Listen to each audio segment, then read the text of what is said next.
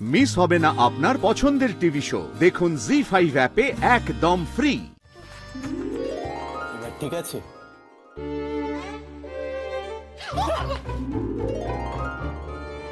আবার কি?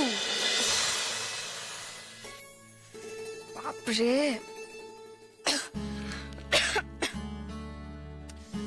ওটা ধরে গেছে একদম।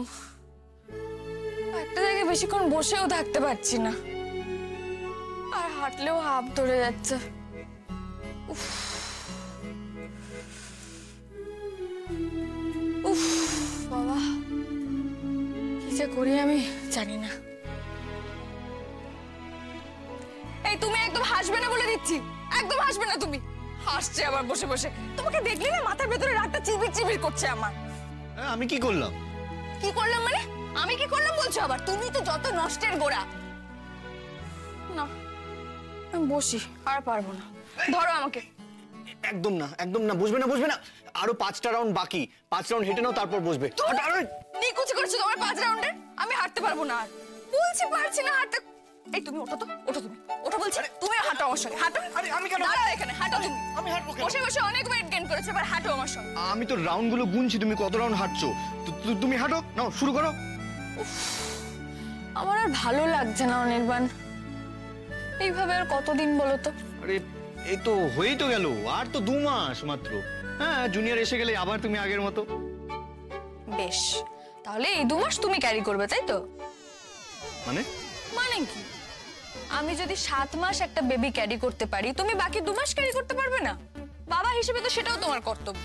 হ্যাঁ হ্যাঁ হ্যাঁ হ্যাঁ, একদমই তাই, একদমই তাই। ঠিক ঠিক ঠিক, রাইট রাইট। আমি এক কাজ করব, কালকে ডক্টরের কাছে গিয়ে আমি বলবো, রিকোয়েস্ট করব, উনি যেমন তেমন করেই হোক যেন রায়পূর্ণা মুখার্জির এই প্রস্তাবটা রাখেন। খুব হাসি পাচ্ছে না? দাঁড়াও দাঁড়াও দাঁড়াও, তোমার হচ্ছে। দাঁড়াও, খুব হাসি পাচ্ছে না আমাকে দেখে? একদিন এরকমও দিন আসবে, হ্যাঁ, যেদিন ছেলেদের দেখে মেয়েরা ঠিক এরকম করেই হাসবে। তো রেগে যাচ্ছ কেন? শোনো না, তোমাকে দেখে না আমার একটা ফিলিং হচ্ছে। কি ফিলিং? আমাকে জ্বালানোর জন্য নিশ্চয়ই আবার কিছু বলবে। চুপ, একদম একটা কথা বলবে না। আমার কিন্তু এখন মেজাজটা এমনিতেই খারাপ হয়ে আছে, তুমি কিছু বললে কিন্তু আবার এরকম ভাবে পিটুনি খাবে বলে দিচ্ছি। না না, আরে রাগের কি আছে? রাগের কিছু নেই, এটা তো বাস্তব। এই যে 7 মান্থে আমাদের ছানাটা যা বড় হয়ে গেছে, মানে আমার না একটা সন্দেহ হচ্ছে। কি সন্দেহ হচ্ছে? দেখো, হেয়ালি করে কোনো কথা বলবে না, যা বলার আছে ভালো করে বলে দাও। আমি বলতে চাইছি মানে দুটো নয় তো, মানে টুইন। আবার বাজে কথা। দাঁড়াও দেখি। ভালো লাগছে না তোমাকে, আমার সহ্য করতে পারছি না তোমাকে। দূর হও তুমি চোখের সামনে থেকে, দূর। খালি বাজে কথা বলে সারাক্ষণ। উফ, বলছি ভালো লাগছে না আমার। লেগেছে কিন্তু আমার।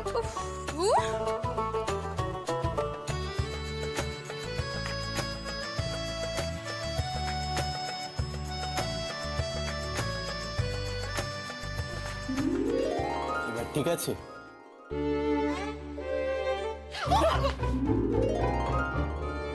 এ আবার কি? আবার কি মানে? তুমি তো বললে আমার মুখটা সহ্য হচ্ছে না, তাই এটা ঠিক আছে। সত্যি তুমিও না পারো। ভাল লাগছে না, কতদিন বাইরে বেরোই না বলো তো, ফুচকা খাই না, একটু হেঁটে ঘুরে বেড়াই না। ভালো তো আমারও লাগছে না ডার্লিং, কিন্তু কি করব বলো, এই পথটুকু যে আমাদেরকে এইভাবেই পেরোতে হবে, আর কোনো উপায় নেই। তবে এটা আমাদের দুজনের জন্য কিন্তু একটা স্পেশাল জার্নি। সত্যি মেয়েদের যে কিভাবে 2-3টে করে বাচ্চা হয় সেটাই ভাবছি। সময় আসুক, আমি ঠিক ডেমো দিয়ে দেখিয়ে দেবো কি করে হয়। খালি বাজে কথা, আবার বাজে কথা না? তুমি থাকো, যাও তো এখান থেকে, ভাল লাগছে না। এই দাঁড়াও দাঁড়াও, ফোন বাজছে।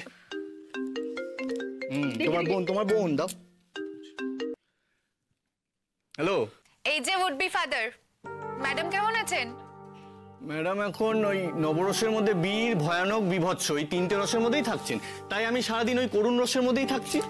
বাজে কথা বলছি না, একদম বাজে কথা। কনস্ট্যান্টলি ইরিটেট করে যাচ্ছে অনির্বাণ আমাকে। আচ্ছা অনির্বাণ দা, তোমরা আজ আসছো তো? হ্যাঁ হ্যাঁ হ্যাঁ হ্যাঁ, আসছি আসছি। হ্যাঁ দাও। হ্যাঁ অনির্বাণ, আমি বলছি। হ্যাঁ, আমার বড় মেয়ে কেমন আছে? ঠিকঠাকই আছে আঙ্কেল, তবে মেজাজ একেবারে তুঙ্গে। হ্যাঁ সেটা হবে, এখন হরমোনাল চেঞ্জেস হচ্ছে তো, মুড সুইং হবে। না আমি যেটা জানতে চাইছি যে গাড়িতে আসার ধকলটাও নিতে পারবে তো? না না, মনে হয় না অসুবিধে হবে আঙ্কেল, কারণ ডক্টরের কাছে তো আমি ওকে গাড়ি করে নিয়ে যাই। হ্যাঁ হ্যাঁ হ্যাঁ, সেটা তো ঠিক। তাহলে তো ভালো কথা, চলে এসো। বিক্রম, মিষ্টি এরাও আসছে মেয়েকে নিয়ে।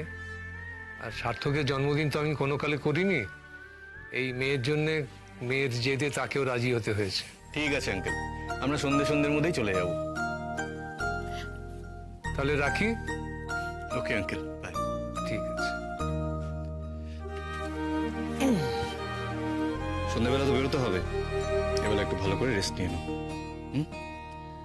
তোমার কি মনে হয় বলো তো, ওদের রিলেশনশিপটা এখন কোন স্টেজে আছে? কোন স্টেজে থাকবে আবার, যেমন থাকে ড্রামাটিক স্টেজে। দূর মাথা মোটা।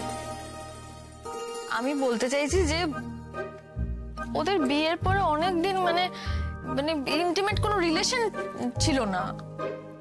মানে আমাদের মতো? সত্যি গো, ছোটই রয়ে গেল ওরা দুজন, বাচ্চাই থেকে গেছে। খালি ঝগড়া করে আর কলেজের প্রেমের মতো প্রেম করে। ব্যাপারটা কি বলতো, আসলে দুজনেই ডাক্তার তো, থিওরিটিক্যালি ওরা এতটাই স্ট্রং যে বিষয়টার প্র্যাকটিক্যাল হয়ে উঠছে না।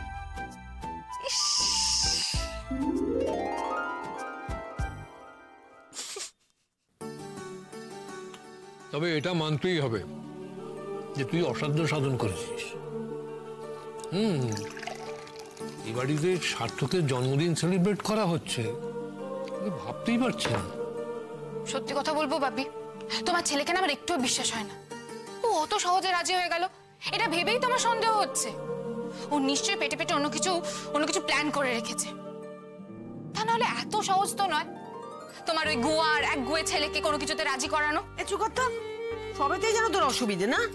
এখনো অব্দি আমার একমাত্র ভাইপোটার নামে নিন্দে করে যাচ্ছে। দেখো, আচ্ছা যে ছেলেটা কোনো কালে তার জন্মদিন সেলিব্রেট করে না, সে একমাত্র তোর কথায়, কিন্তু হ্যাঁ শুধু তোর কথায় সেটা করতেও রাজি হয়ে গেল। এখনো তুই আমার ভাইপোটাকে নামে নিন্দে করবি, খারাপ কথা বলবি বলতো? হ্যাঁ বলতে হচ্ছে পিসমণি। আচ্ছা তুমিই বলো তোমার ওই গুণনিধি ভাইপো কোনো কিছুতে এত সহজে রাজি হয়েছে?